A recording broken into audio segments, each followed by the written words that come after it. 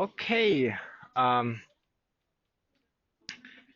Hello and welcome to our lecture today. Before we start with the actual lecture, I wanted to thank you for participating in the um, yeah questionnaire for about our lecture here. I forgot to mention it last Thursday, and then I wrote you an email. So I hope you all got the email that was sent from the system to you.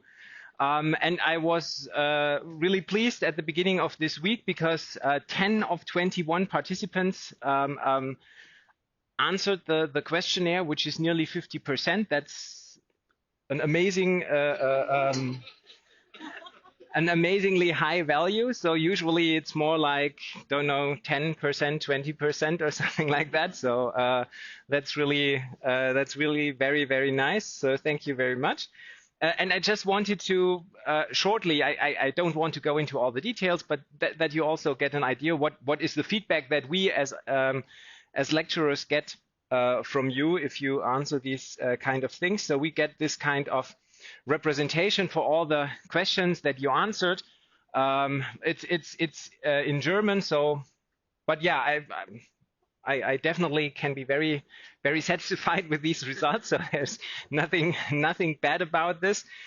So so you think it's a nice atmosphere here. So that's very nice. There are some other things you think that the content is kind of important. Yeah, part, but I mean that's totally I don't I don't I don't have any problem with that because I mean some people are more interested in bioinformatics, other are it depends on where your focus is. So I think that's just pretty normal. You know at the end what you need to know. So yeah, I hope that is true. If not, we can definitely talk about that.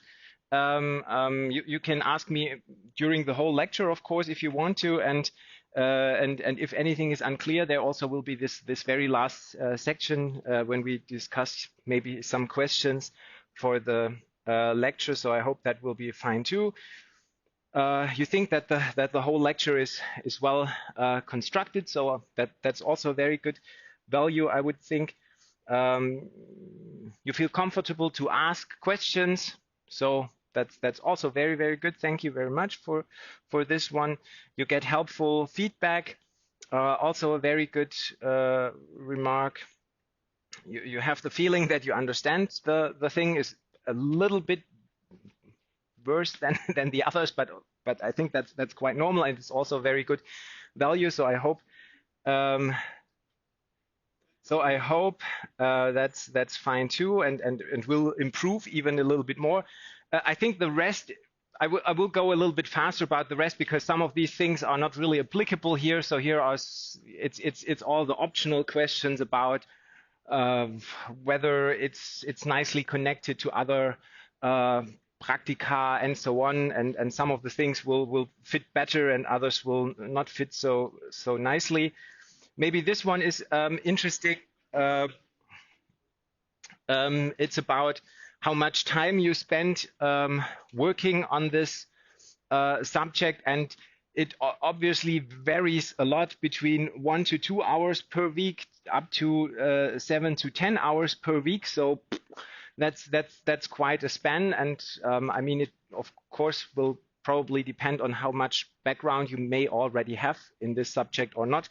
So I think it's not unusual. No, I don't think that it is bad. I think it's just that the colors are fixed for the respective. Yeah, but the 3.2 is just I think this one is always the value 1, 2, 3, 4, 5, and then it always calculates a mean. And in this particular case, the respective Studiendekan will also get. So this is the value that the Studiendekan will also see, and the one for the overall thing. All the others is only for me in this case. And the Studiendekan will also get a transfer of 3.2, what means that in average, how much time do people spend on this subject, which is important because I think the subject has 3 Leistungspunkte, three credits, and therefore you would say, well, over the whole semester it should be around 90 hours plus or minus, and then depending on how much time at average, I mean there are always some that are a little bit better and others, but at average, so that's kind of important here. But it's not really that this is considered to be bad. Also, in this case, I don't think that this is bad, because it means you think that the level that we have here is okay, or one of the 10 people said it's high, which from my point of view, I always think it's the best distribution here if the majority is here.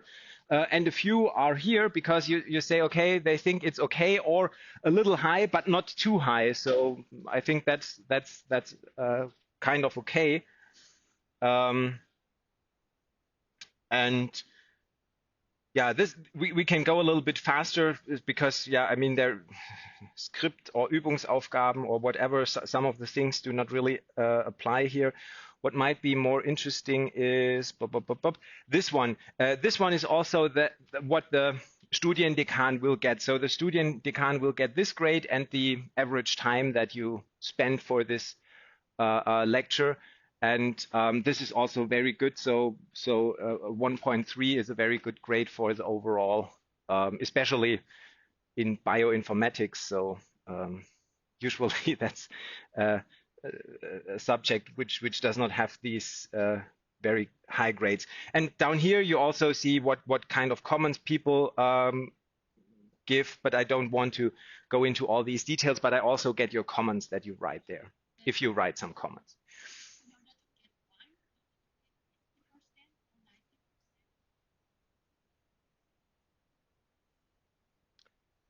In order to get one, you mean? The grade for one, I mean, it would be only 1.0 if everyone here is on this side. So that would be a 1.0. So 100% that would be, but that's very unlikely. So yeah. If you would have like 90, then it would be 1.1 or something like that. So that's yeah. Just by calculating the average here, yeah. But that's I mean 1.3 is really very, very good. So that's okay. So I just wanted to show you that, and thank you for for participating and giving your feedback about this.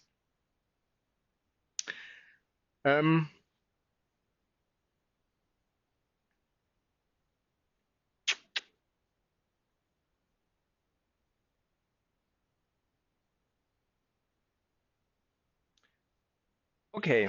Then let us get back to our subject. We talked last week about multiple sequence alignments, and I want to shortly remind you of what we did in the end, namely the progressive alignment, because there's one additional aspect about the algorithm that we discussed that I want to show you.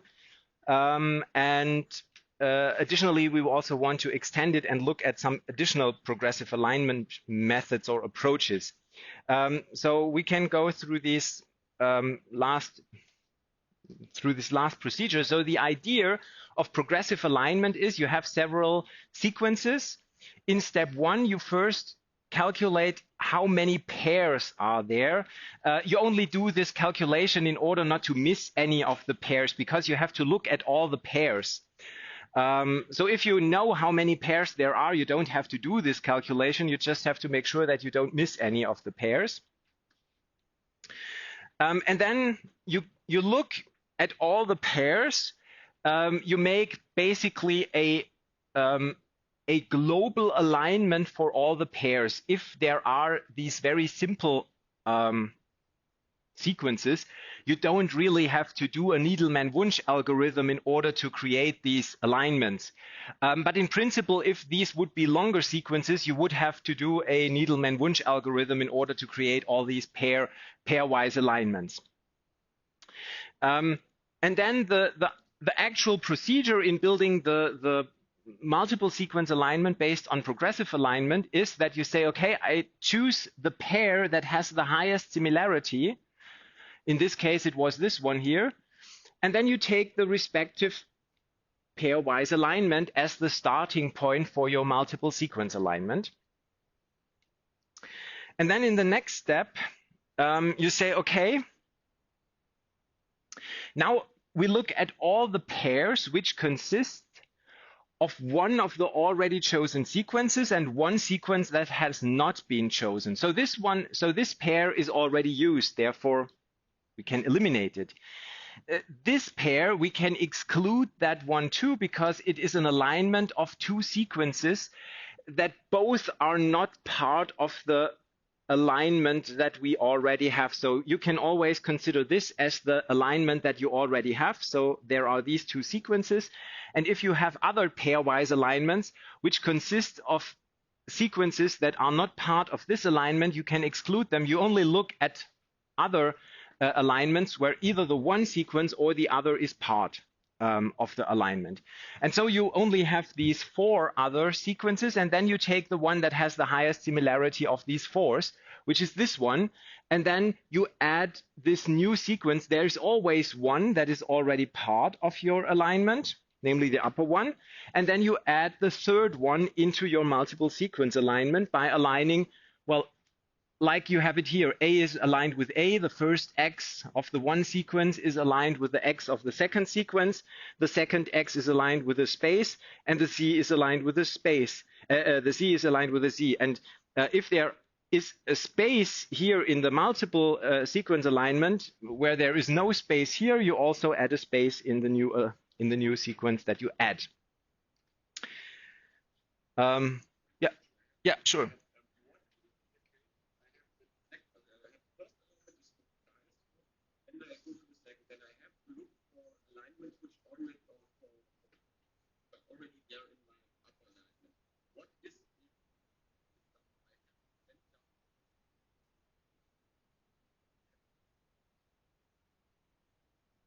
Mm-hmm.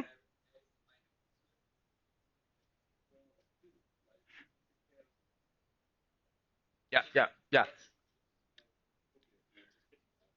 Um, yeah. So the question would be, what if this one, which we exclude, had the score 2, and this one would have the score 1, right? In this approach, actually, this was so. In order to hopefully answer this in a full way, is when progressive alignment was developed for the very first time, then this was the approach, and the very first approach was like this. Even if this one has a 2 and this one has a 1, you take this one because it has the highest value of those that are remaining. But of course, you can easily write cases where this is true. And this also occurred to many people as some kind of problem. And so people thought about, well, maybe there is a better way to come up with a multiple sequence alignment in terms of doing it step by step, but not skipping maybe beneficial alignments.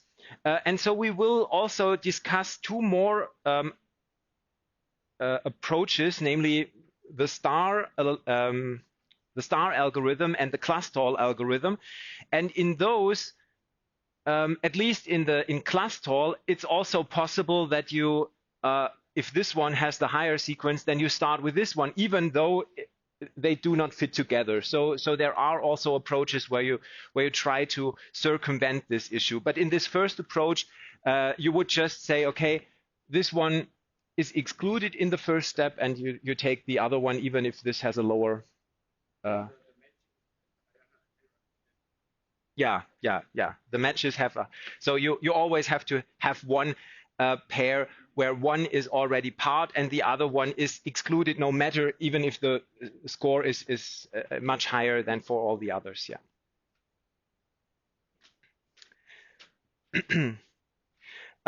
And then you continue like this. So you repeat basically this step 3. So you say, okay, I already used this, I already used that. I can exclude this one here because in this alignment, we only have sequences that are already part of our multiple sequence alignment. So this is our multiple sequence alignment that consists of 3 of the 4 sequences. And now if I want to add the 4th, there's no point in looking at this one because it only consists of sequences that are already part of this multiple sequence alignment. So I can eliminate this one here. But all the other 3 are basically alignments that include the missing one, namely AYZ. And then I just take the one that has the highest similarity. And in this case, I have 2 options. And so I can choose the one or the other. And that was also the point last time. Here you can see that this approach does not always give you the best solution. If you take this one, then you get the actual best multiple sequence alignment, this one where the Y and the Y are aligned correctly. If you choose this one, which is also a reasonable choice according to our procedure here, then you don't get the very best alignment because the X and the Y would be aligned in the last one. So it depends a little bit on chance or what decisions you take, whether you get the best alignment or not. Okay, so this is the procedure. And as I said, this algorithm may not yield the optimal result, but it is much faster than the dynamic programming. And and that's what I wanted to show you, namely, what is the computational complexity? Oh, sorry, wrong color.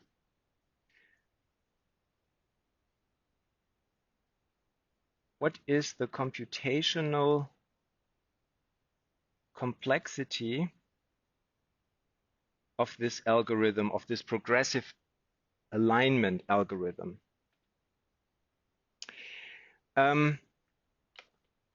Well, we could say, in general, we have M sequences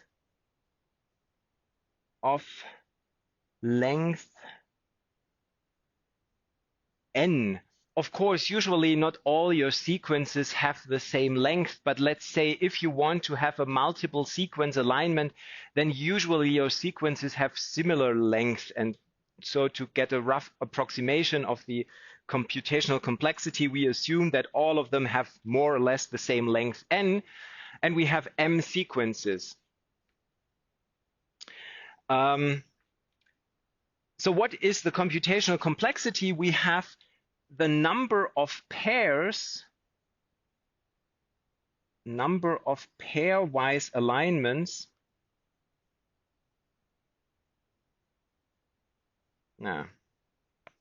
Sorry, that's of pairwise alignments is, as we said, M times M minus 1 divided by 2. That's the formula that we discussed last week, that we said there are so many pairs. And for each alignment, we use Needleman-Wunsch. Each alignment, we use Needleman-Wunsch.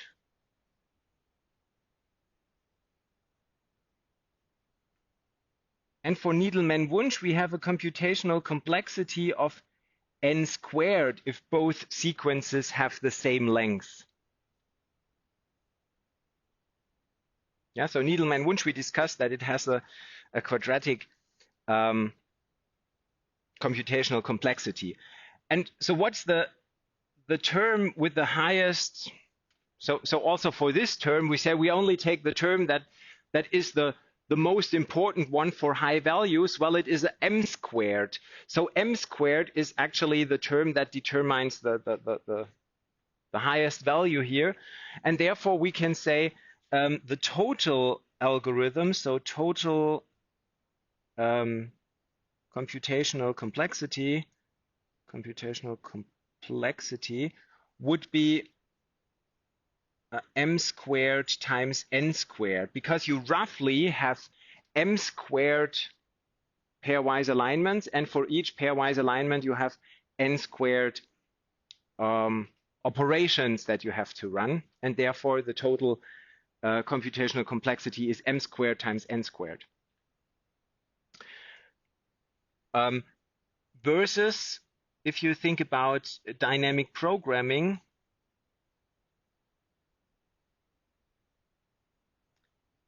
just as a reminder, for dynamic programming, we already discussed that for the multiple sequence alignment, we had for dynamic programming a computational complexity of 2n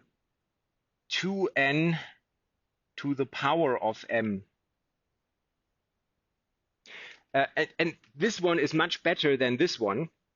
You can see that if you look at the following example, let's say you have n equal 1000 and m equal 10. So you have 10 sequences which all have a length of roughly 1000 amino acids. And you want to have a multiple sequence alignment. Then if you would use progressive alignment,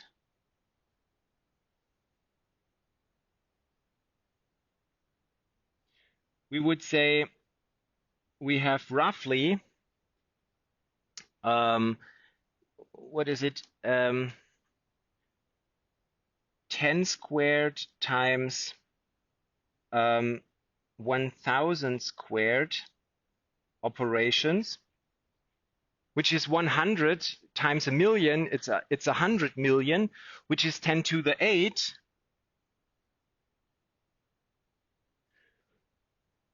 And if we say that is an assumption, a rough assumption, that computers nowadays can roughly handle 10 to the 9 operations per second, some of the newer ones maybe even a little bit more, then this is 0.1 second. So in the order of 0.1 second that this can be done.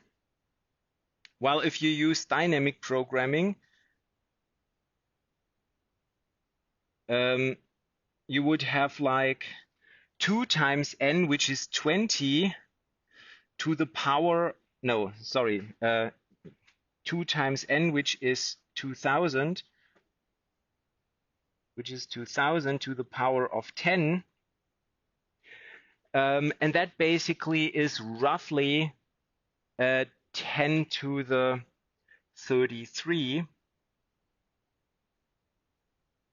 And if you say you can handle 10 to the 9 operations per second, then this means you have 10 to the 24 seconds that you have to wait, and that's many, many times longer than the universe already exists. So the universe exists like, don't know, 10 to the 18 or 10 to the 20 seconds, something like that. Don't know the exact value, so it's much longer. So there's a big difference. So the progressive alignment does not guarantee to give you the right solution, but it's, yeah, there's not really another choice, at least for this example here, and it gives you a reasonably good result in this case. Okay. So that's just what I wanted to show you. And even if you, so I also made a calculation, I don't want to write that down.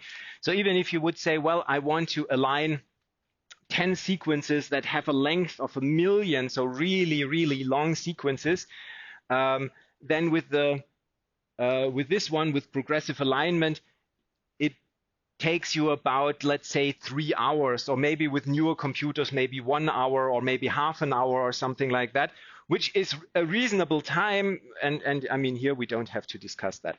In that case, it's even more than is possible for this case here. Okay, so progressive alignment is the way to go. And now the only question is, well, is this approach that we discussed? I mean, even we already discussed here that there might be some issues. Maybe we take the next step, which has a lower value than one of the other ones. So maybe there are better ways to improve this progressive alignment method. And as I said, there is not just the progressive alignment approach. There are many progressive alignment methods. And I just want to start by discussing some of the basic principles of progressive alignment. And the idea, or all of the methods, so we will discuss two more, namely star and cluster, but there are even more progressive alignment methods out there, and all of them can basically be represented in terms of trees.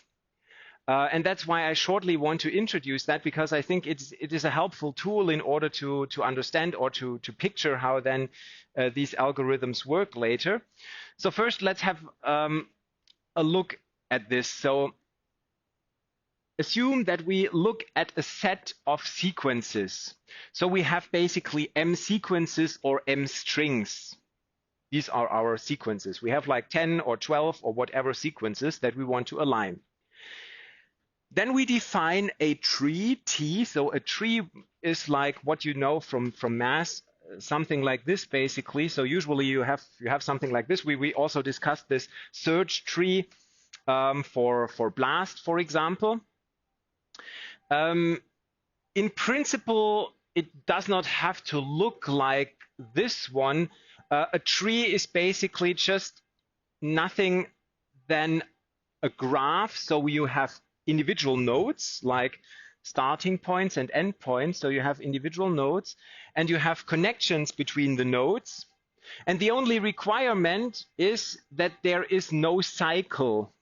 So any number of points that you connect, and there are no cycles. So nothing like this here. So it's not okay to have this connection, because then you would have like a cycle in this case. Is fine, and we call it a tree. It can look like this. It could also look something like this. You have 1 point here and 1 point there and 1 point there. So something like this is also a tree. Yeah, it's more like a line, but you could also say that's a tree because there's no cycle. You have nodes, you have connections between the nodes, and there is no cycle. Therefore, it's a tree. And now, if you want to have M sequences that you want to align, in the end, what you have to do in order to represent this problem is you want to have a tree with exactly M nodes. So each node represents basically one of your sequences that you want to put into an alignment. So each node is labeled with one of the M strings, one of the M sequences in your multiple sequence alignment. So let's just look at an example. So let's say we have, let's say we have the following sequences. We have, let's say, we stick with the example that we already had. We extend it slightly. We have AXZ, and then maybe we have another one from another species, which is in this case exactly the same, just to have a little bit more than 4.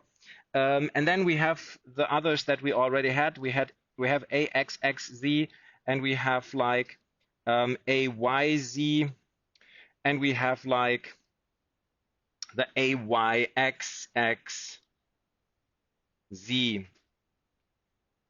So let's say these are our 5 connections, our 5 strings that we want to align, or our 5 sequences that we want to align.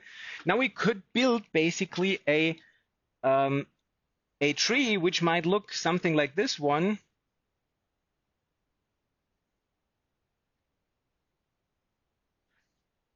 So we have 5 nodes, and we have then basically 4 connections.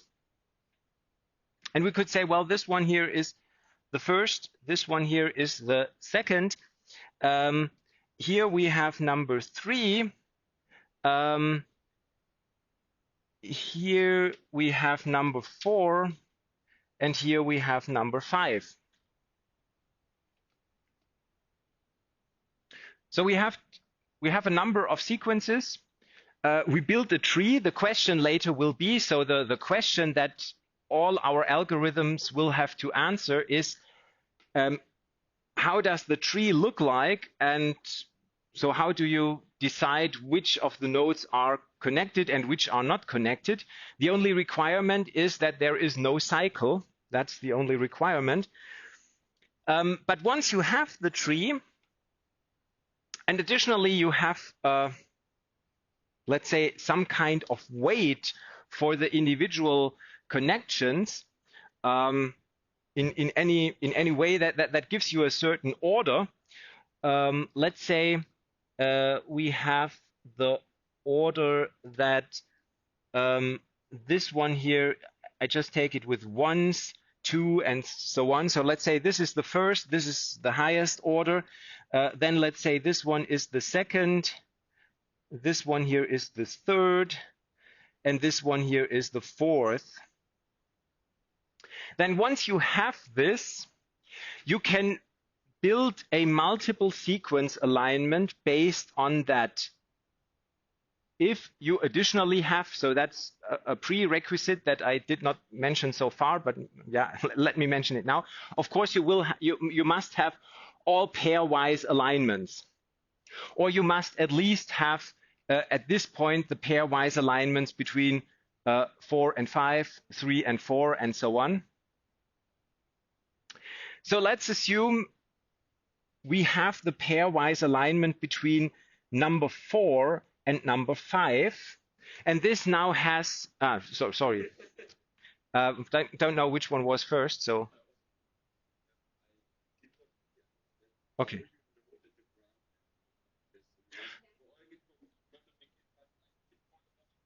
Okay, no. What was your question the same, or what's your question? Maybe I can answer it.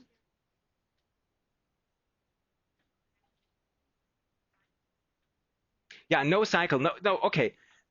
So the point is here, at this point, I just want to make the point, if you have 5 sequences, you just draw like 5 dots. And now the question is how to connect them.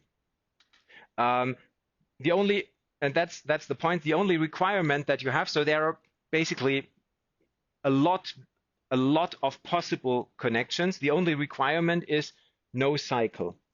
And now the question is, which is the best one? And in this example, I don't say that is the way that is the best way. So I just say, if someone says that is a good solution, then let's see how from this graph we can build a multiple sequence alignment. It might not be a good sequence alignment that comes from this tree. It was just an arbitrary example. So we definitely have to think about how can we build a reasonable tree that then gives us a nice multiple sequence alignment. Here I just want to show you can always say, well, the only problem that my algorithm has to solve is to build such a tree. Once I have a tree with weights, I can build the multiple sequence alignment. So that's the point here. And this is just an example. It's not that this is the best or the only one or whatever.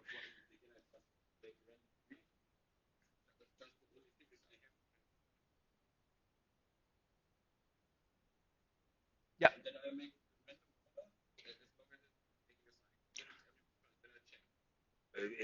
I mean, that would be one possibility, that you say, okay, I make random connections. There should be no cycle, and then I check, and if it's a good alignment, then I take it, and if it's not good, then I don't take it. That would not be an efficient algorithm, but it would be an algorithm. So yeah, and in principle, that would be one solution. And then the question is, how can we make it more efficient? So what are options in order to not randomly test things, but to make a, let's say, educated guess or something like that.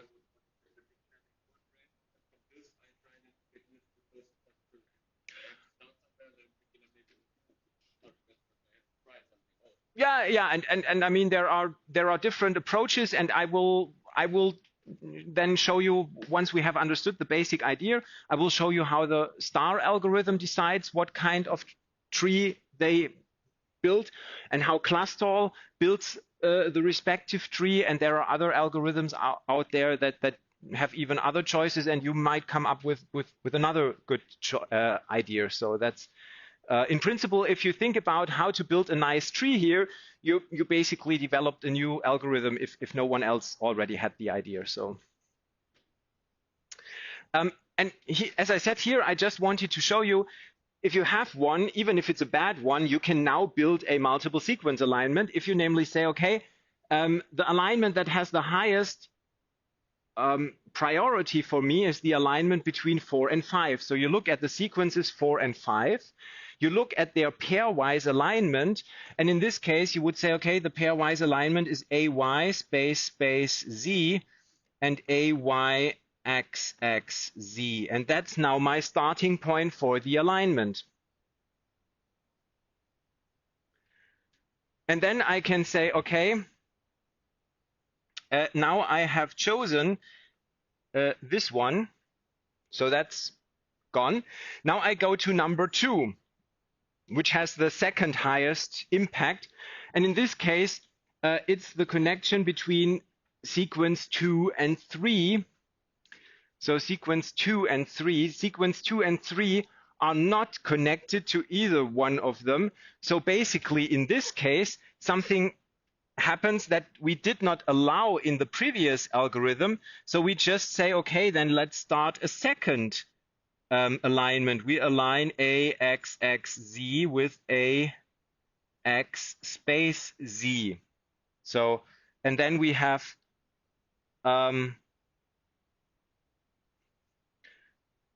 dealt with number 2. And then we look at number 3, and number 3 is the connection from 1 to 3.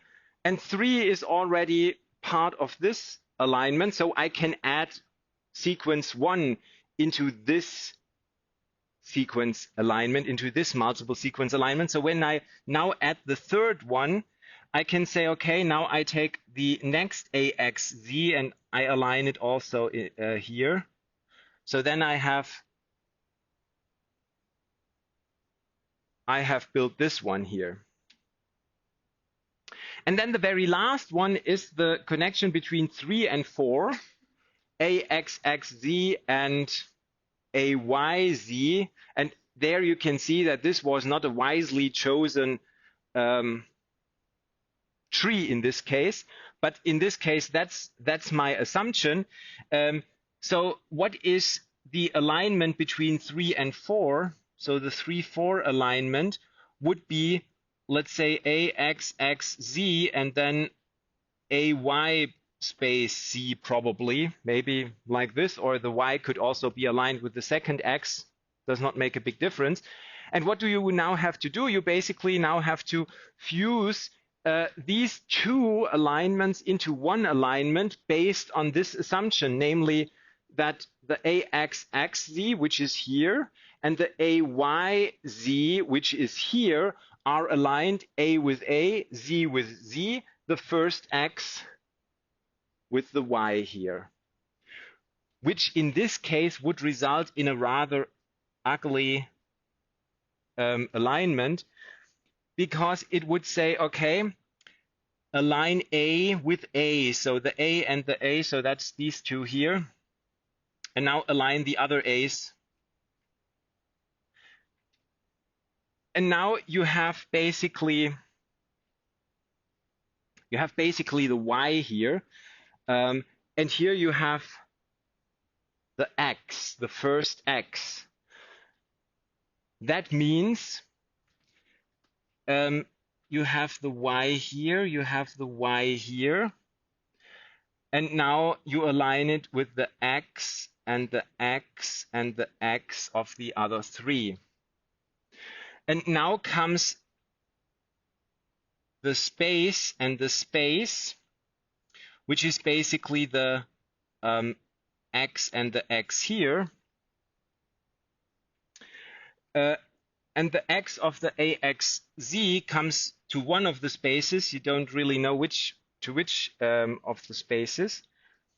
And here you also have space, space, space, space. And in the end, you basically, and here you also have a space, and in the end, you have the C, C, C, Z, C, and Z.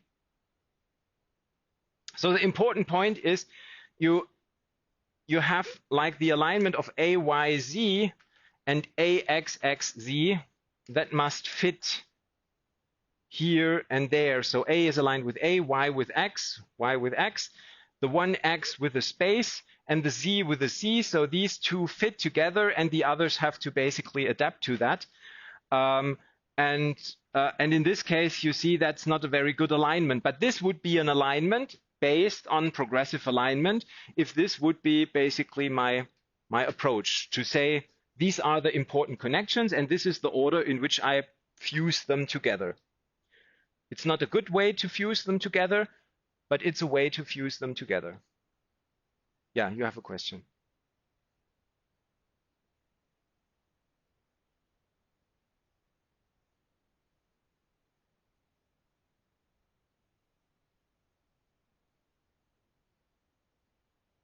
I mean this one here?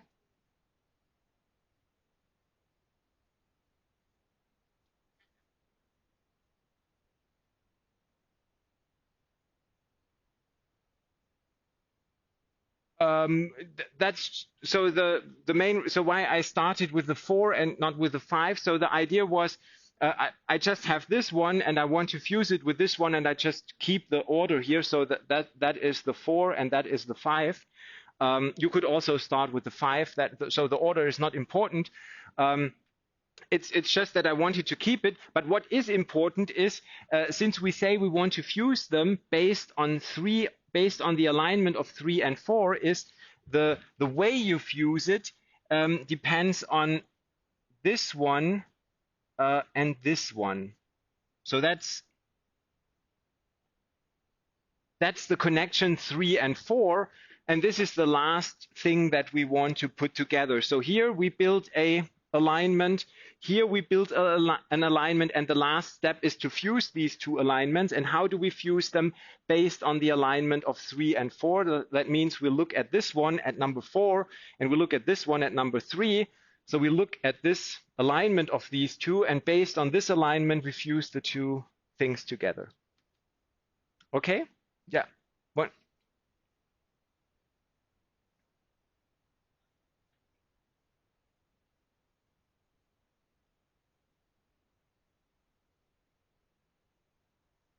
That was just randomly. I just wanted to make the point. You need connections between the points without circles, and you need to have an order where you say I start here, and then the second step is this, and the third step is that. So you have to have a way where to start, because each connection means look at the pairwise alignment. And start with one of the pairwise alignments, and the question is with which one do you want to start, and therefore you need an order: the first, the second, the third, the fourth. But in this case, these numbers in circles are also kind of random, and the question that our algorithm has to ask is the first, what's the best tree?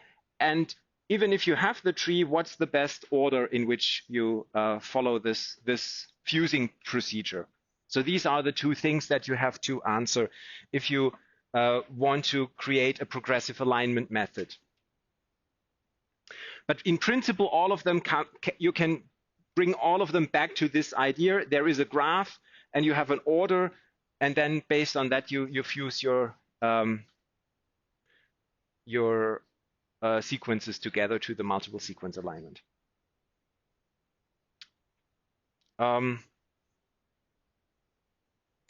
And that's just what this sentence here wants to say in a maybe a little bit abstract way. It says then a multiple sequence alignment of all the sequences is consistent with T if for each pair of neighboring strings in T the induced pairwise alignment is optimal. So that's then basically something that is an additional requirement. So at this point, I just wanted to make the point: if you have this tree and you have an order, you can build a multiple sequence alignment, and then you say, in this case, you get basically a good solution if the pairwise alignments are really very good values.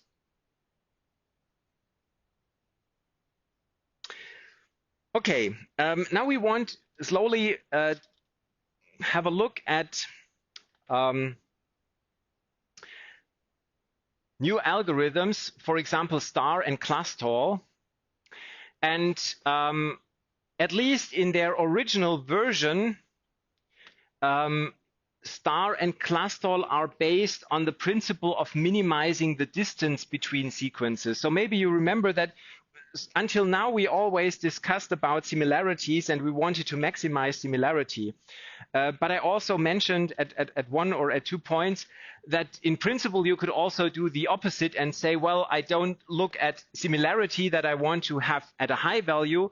I could also say I look at distances, so where are the sequences different, and I try to minimize the distance. And since originally they are based on this distant approach, I want to also introduce it this way because there's also, at least for star, an important property that you can only formulate in terms of distances. But I will also give you then in the end an example where we can also do star or clustall based on our similarities. So you can also run it on similarities. But the original idea was to use distances. And we want to use a very simple distance. You could also define much more complicated distances. But for the sake of simplicity, let's have a look at this one. And it's important to look at two slightly different notions of distances. So for two sequences, you look at two different, you have, let's say, 10 sequences, and now you look at two of them, and you define the distance as the following. So the optimal distance is the minimum of the number of mismatches plus the number of spaces. So the number of matches, we don't look at the number of matches here. We only look at the number of mismatches plus the number of spaces. And if you can minimize this value, then this is the optimal one. So this is then the optimal alignment. So basically that would be the criterion to find the best, the best global alignment of these two sequences. So you could slightly modify your Needleman-Wunsch algorithm by saying, I'm not looking at similarities anymore. I'm looking at these distances. And at each point in my Needleman-Wunsch algorithm, I don't look at choosing the highest value, but I look at choosing the lowest value, and then I try to minimize the whole thing, and it would also work, and you would, in the end, come up with the best global alignment. So this is just what is the best global alignment. So this is just global alignment.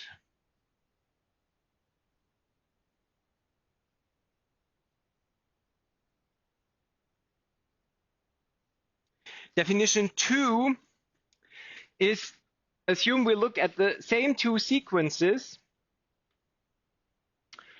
and we look at the two sequences for the induced alignment in our tree, so in our multiple sequence alignment, then we may get a different value for the distance. What does that mean? Let me go back to this example on the previous slide.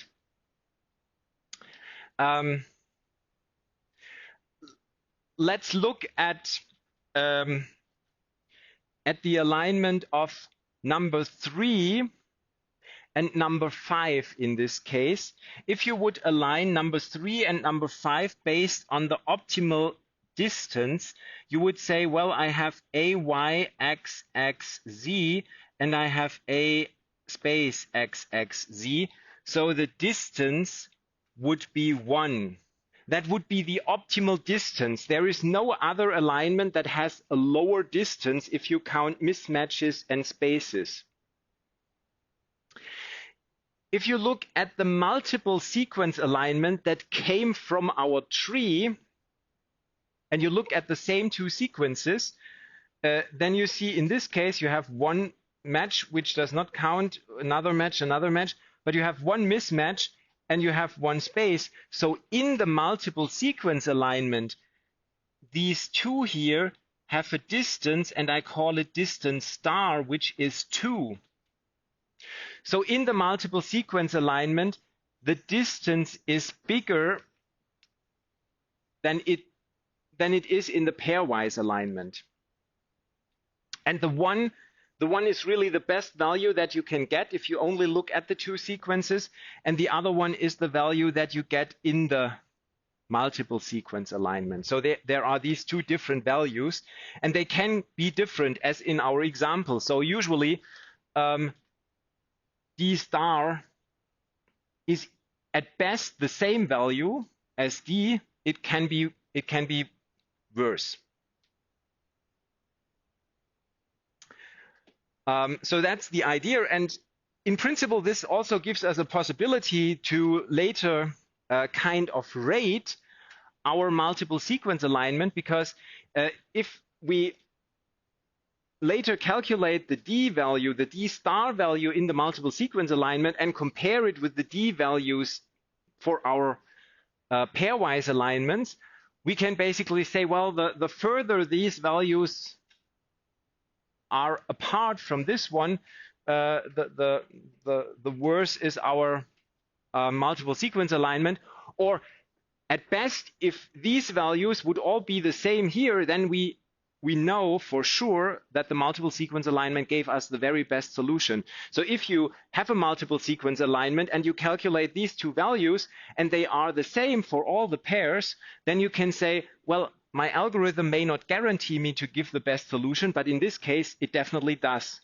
There is no better solution because I have, even in the multiple sequence alignment, I have the same values as in the pairwise. And in the pairwise, I know I'm guaranteed to have the best solution. Therefore, I know it's the very best solution. So in a way, like with this, we can kind of evaluate whether our alignment is very, very good or whether it's maybe not as good.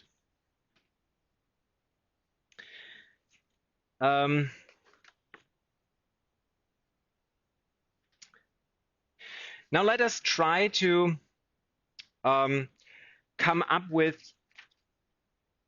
an approach that helps us to find a new progressive alignment method. I'm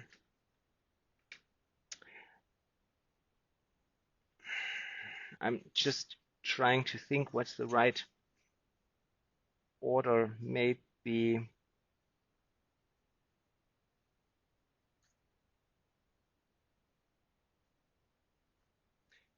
we first go with this one here. Before we look at all the values, maybe it's better to have first the idea.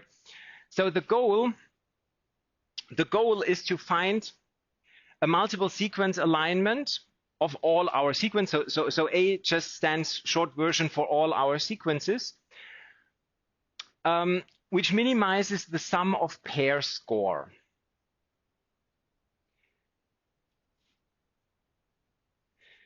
So we first look again, as we did previously, what is the number of possible pairs. That's the same as we did for our other progressive alignment. And now we want to minimize the sum of our D star value. I mean, that's basically the sum of pair score. So you look at the multiple sequence alignment. In the multiple sequence alignment, you look at all the pairs. You look at, in our case, our distances. These are always the D star values. And you try to minimize the D star values. And you know what is the theoretically best value. Namely, the theoretically best value would be the sum of all the D values. So that's definitely, you cannot go below this one. Maybe even if you have the very best solution, this might be a little higher than this one. But definitely this is the absolute lowest value that you can possibly achieve. So you have like a way to say what's the maximum you can get. And now the question is, what is a suitable strategy which allows us to minimize this D star value? without using dynamic programming, because as we said, the dynamic programming is far too slow. And now one approach is the star algorithm. So let's have a look at star and then look at the example. So the star algorithm is called star algorithm because it builds a star-like tree, a tree that looks like a star. A tree that looks like a star is just you have one central element, and from there you have all the other ones connected to this central element, so that you have like in a star going all these lines outwards from one central element. That's why it is called star. And the main question basically is, how can you find which one is the central element and what is the right order of following these connections to build your multiple sequence alignment? So the star algorithm basically can be dissected into 4 essential steps. First, we calculate all optimal pairwise alignments with our distances. So that's the same as we did for the first progressive alignment approach, except that there we looked at similarities. Then second, we build the star-like tree, and the question is, how can we do that? Well, in principle, as I said, we just have to find which is the optimal central element, and all the others are basically going out from there. So if you have 5, that's basically how it looks like. And we define the central element using the following criterion. Namely, we just look at the sum of all the d values where one of the 2 nodes is the node 1. And then we do basically the same, where we say, well, look at the sum of all the d values where one of the elements is 2 and the other ones are others. And in this case, well, the j is basically 1 or 3 or 4 or 5. And then we do the same for 3 and for 4 and so on. And then we just look at which is basically the best value of these here. So you say, okay, if I make 1 connected to all others, then 1 would be the central element. Or if I say, well, 2 is connected to all the others, then 2 is the central element. And so I do it with all of them. So for all options, I look what happens if 1 is the central element, 2, 3, 4, 5. And for all of them, I calculate what's the sum of the d values. And for the one that has the lowest sum of d values, then I say, well, that might be the best one. So take this one as our central element and all the others go around. So that's the idea of the star algorithm. And then we can build the multiple sequence alignment induced by the star-like tree. And the order basically then is defined by which has the smallest distance versus the highest distance. I mean, the smallest distance is the best. So you start with the smallest, then the second smallest, third smallest, and so on. So you order. So the order is based on the distance, order of connections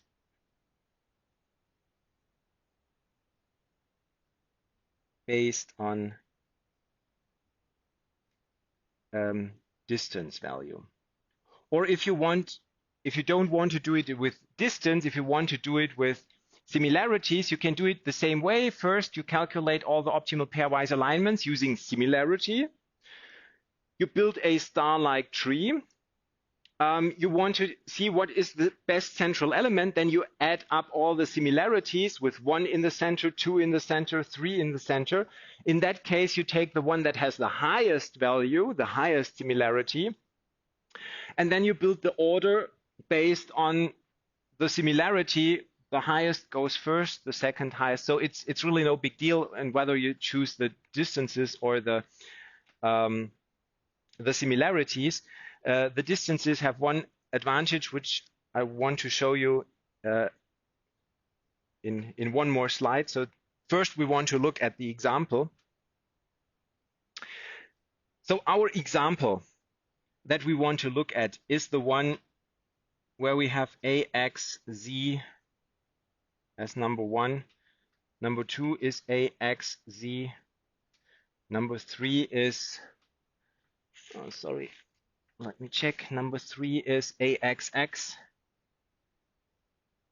Z. Number 4 is AYZ. And number 5 is AYXXZ. So that's our example. Now we need to have a look at all possible pairs. So let's look at the pair 1, 2. Well, the pair 1, 2 is obviously the very best that you can get is AXZ versus AXZ. And what's the distance? The distance is 0. Let's look at 1 and 3. 1 and 3 is AX space Z, AXXZ. Distance is 1. Please note, of course, you could also say the alignment is A space XZ and AXXZ. So you can put the space either at the first position or at the second position. That's up to you. Both are equally good or equally bad. So there is really no point in making the one or choosing the one over the other. The only thing I would recommend, since in this case, well, that's a special case, number 1 and number 2 are exactly the same. So later we will have, or we have now 1 and 3, and later we will have 2 and 3. So it would be a bad solution to say, well, 1, 3, there I align the x with the first x, and 2 and 3, I align the x with the second x. That might not really be the best solution, obviously. But besides that, you could either do the one or the other. 1 and 4 is basically you say, okay, that's AXZ, AYZ, distance also 1. Then we have 1 and 5. Yeah, there you also have basically 2 options. You can say A space X space Z, and then AYXXZ, distance in this case 2. So these are all the connections of 1 to 2 to 3 to 4 to 5. Then you can say, okay, now let's have a look at number 2. And 2 versus 1, I already have 2 versus 1. So you can say, okay, I go 2, and then I go 2, 3, 2, 4, 2, 5. So 2 and 3 is the same as, sorry. So 2 and 3 is the same as 1 and 3. So it's AX space Z, AXX Z, distance 1. 2 and 4. 2 and 4 is basically the same as 1 and 4. So that's AX Z and AYZ, distance 1. And the last one, 2 and 5, is the same as 1 and 5. So that's A space X space Z, AYXX distance 2.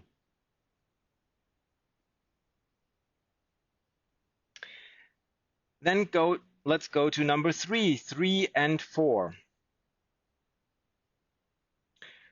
3 and 4.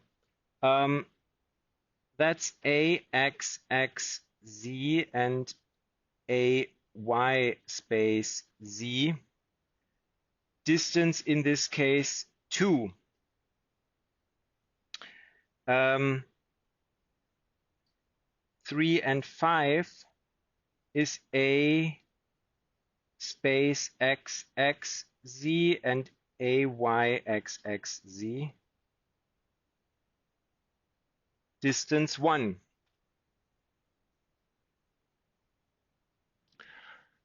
And then finally, we have 4 and 5. And 4 and 5 is a y space z a y x x z distance 2. So I think that should be it. We have 1, 2, 3, 4, 5, 6, 7, 8, 9, 10. And if you think about, we have 5 times 4 is 20 divided by 2, 10. So we have all of them. So we did not miss any of them. So that can be quite a little bit of work. And in principle, we could say, well, what's the sum of all the d values? Sum of d values. 0, 1, 2, 4, 5, 6, 7, 8, 9, 10, 13. So the sum of all the d values is 13. So if we later look at the sum of pairs, the lowest value that is possible would be 13. So there's definitely no alignment that can give you a lower distance value for in the multiple sequence alignment as the sum of scores, sum of pairs. That is lower than this one. And now we want to look what can we achieve with our star algorithm. And now let's say, so the first step is not typical to star. You have to do that for all the progressive alignment methods. Either you calculate the distance or you could calculate the similarities. So you could also write the similarities behind that and then check what do you get with the distances, what do you get with the similarities. That's always possible. Now, let's say, look at our star algorithm. What does star say? Well, we check what is if 1 is central element, our central element.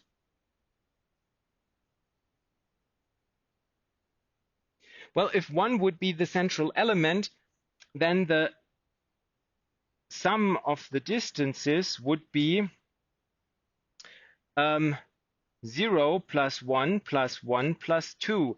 Namely, you add up all the values, all the d values, where 1 is involved. So the first 4 of them. So you have the value 4 in this case. Now let's have a look what happens if 2 is the central element.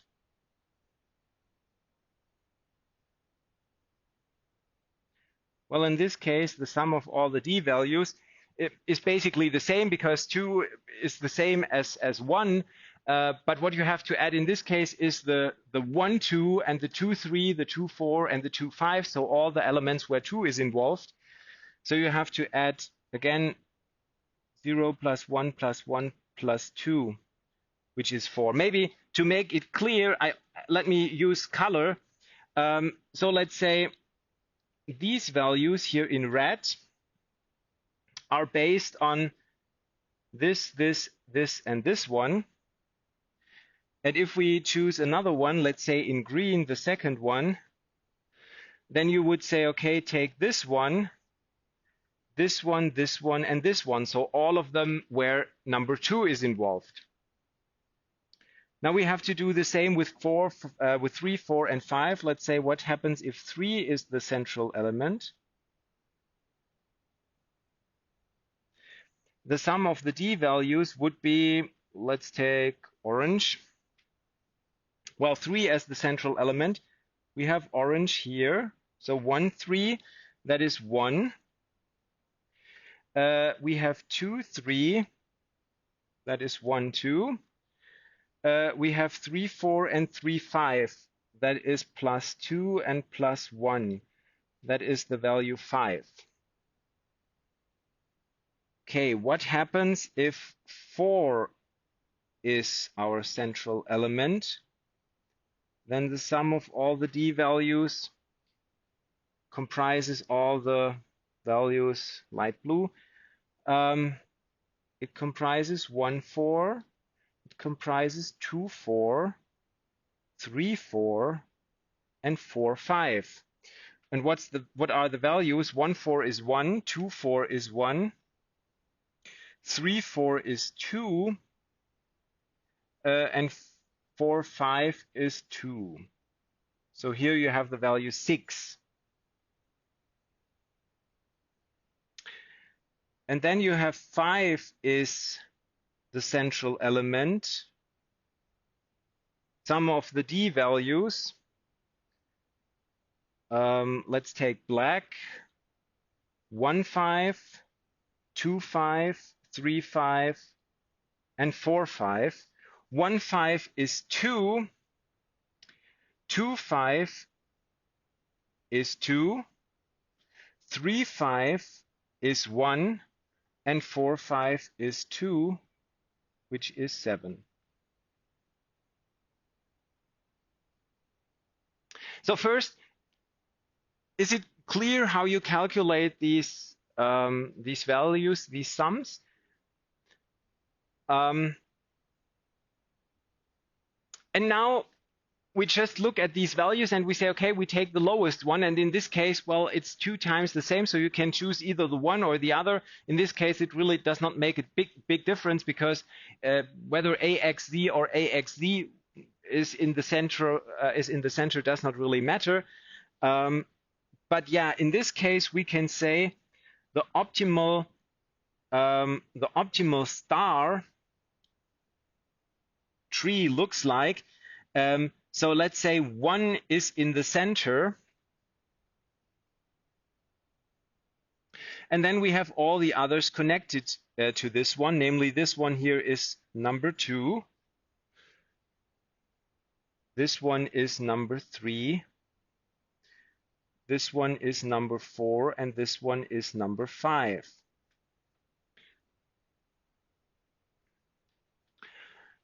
And now we can say, okay, and now we use the distances in order to give these connections an order. We can say, okay, the one that has the lowest distance is 1, 2. The 1, 2 connection has a distance 0. I write here distance 0, which has the highest impact then. So that should be the one with which we start. Then 1, 3 and 1, 4 have kind of the same, so they have the same distance 1, so I can either choose the one or the other, doesn't really matter. And then the last one is 1, 5, that has a distance of 2. And now, based on the star algorithm, we have a tree with an order in which we follow the connections, and now we can build our multiple sequence alignment. A question? Yes? Oh yeah, that should be a 5, sorry. That should be a 5, yes. Thanks. And so in this case, we start with the distance 0, so that's the 1, 2 connection. And so we start with AXZ, AXZ, AXZ. Then we add, basically, and in this case, you always have one central element, namely the 1. So now you add the next one, namely the third. The third is AXXZ. And if you add that here, so you add 1, 3 to it, then it's AX space Z, AX space Z, AXX Z. And then you continue further. You say, okay, now I go to the next one. Let's choose the third. I mean, you could have also chosen the fourth. Now let's say we do it this one. You could also have done it the other way around. Now you take the last one. You take the next one, 1, 4. There you have the alignment AXZ, AYZ. So what you have to do is you have to basically say, okay, it's AX space Z, AX space Z, AX X Z, and now you add AY space Z. And now comes the last one, which in this case really screws up the whole thing. So in this case, obviously, the star algorithm does not give us a very good alignment, definitely not the very best that we have. But I mean, that's always all of these alignment methods. Some of them give a good result in the one case and not so good in the other case. In this case, star does not give a very good result. So what is the next step? You now add the 1, 5. And in this case, you say 1 and 5. You align the X. So you align the A with the A. So A, A, A. And now the Y here, the Y is aligned with the space of AXZ. So we have to introduce a new space here. We have to introduce a new space and align it with the Y. And then you have the X space Z, X space Z. You have the X, X, Z, and you have the Y space Z, and here you have X, X, Z. And as you can see here, in this case, well, the Y down here is at the wrong position. It should actually be over here. But if you use the star algorithm, that's basically just the issue that you will have in this case. And yeah.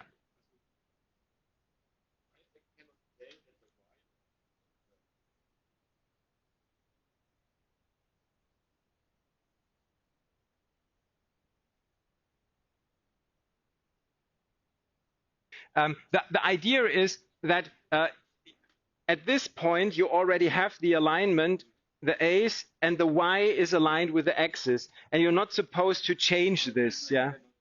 So so the idea is you step by step do it, and you only introduce new spaces here, but you don't switch anything here, but you keep the alignments here, and you only add something to it. So that's always the idea of progressive alignment. So okay, so that's the procedure of the star algorithm for these 5 sequences. So I want to point out you could also do the same thing using similarities. If you would calculate, so the alignments would be exactly the same. You could just write back here similarities instead of distances. And then you would sum up all the similarities, and you would do the same thing based on similarities. And similarities would give you a different result, because you would also have the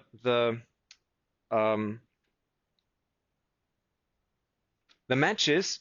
And if you look at the matches, then something like this one here has like 4 matches, 1 space. So the similarity is 3, and therefore this rating here has the same rating as this one. This has a similarity of 3. This has a similarity of 3, and therefore it would give you in the end a slightly different picture. And so you could also say, okay, I want to do it with similarities. You can also improve the whole thing. So what I also want to emphasize is in some of these examples that we do here, we don't get the very best result. And in some cases, this is also due to the fact that we only stick with the very simple approach where we say we have +1s, -1s. If you do the same thing with similarities and you calculate the similarities based on substitution matrices, it's much more likely that you get a better result, or the best result, than if you only have these +-1s. Yes.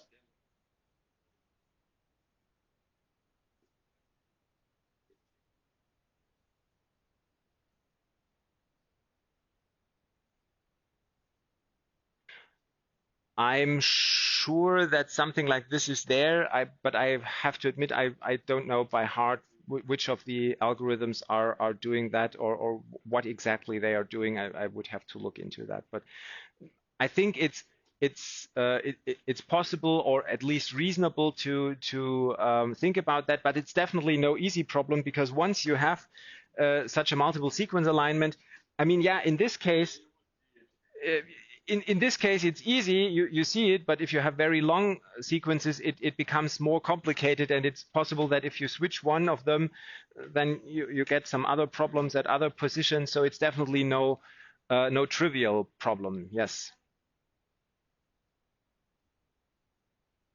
Yeah, this.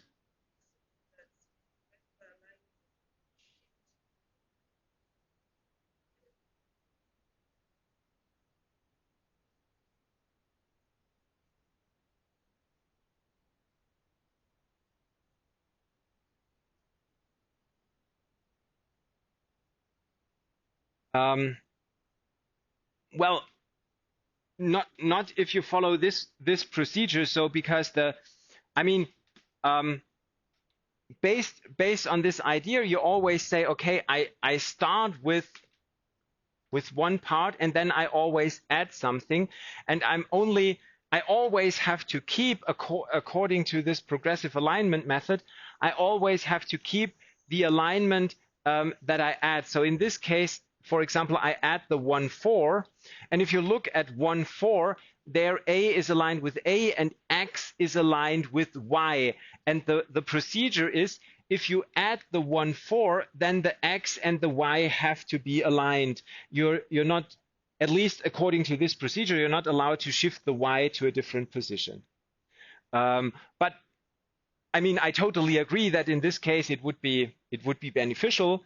But yeah, in that case, you probably would want to think about using a different algorithm that puts these things together in a different order, such that you end up with Y and Y being aligned in the first place.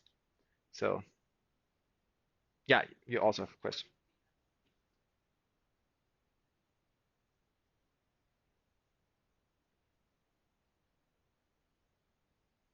You mean here?